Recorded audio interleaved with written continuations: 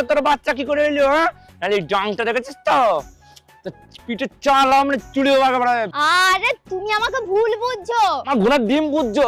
আমার বন্ধু বান্ধব সবাই বলছে তুই 3 মাসে বিয়ে করে তো 3 মাসে বাচ্চা কি করে হইলো? হ্যাঁ, তোর বইয়ের অন্য কোথাও লাইন আছে নিশ্চয়ই, নাহলে 3 মাসে বাচ্চা হয় না, বাচ্চা হয় 9 মাসে। তুই তাড়াতাড়ি বল, কিন্তু বল দিচ্ছি, নাহলে এই ডাংটা দেখেছিস তো একবারে তোর পিঠের চামড়া তুলে কিন্তু বলতেছি বলিতে 3 মাসে বাচ্চা কি করে হইলো আমাকে। আচ্ছা ঠিক আছে আমি বলছি, শোনো ভালো করে শোনো। হ্যাঁ বল বল বল। আমি তোমার সঙ্গে বিয়ে করেছি ক মাস হয়েছে? কেন 3 মাস? আর তুমি আমাকে বিয়ে করেছো ক মাস হয়েছে? কেন 3 মাস? আর আমাদের বাচ্চা ক মাসে হয়েছে? কেন 3 মাস? তাহলে এবার হিসাব করো ক মাস হলো। তুই আমাকে বিয়ে করেছিস 3 মাস, আমি তোকে বিয়ে করেছি 3 মাস, বাচ্চা হয়েছে 3 মাস।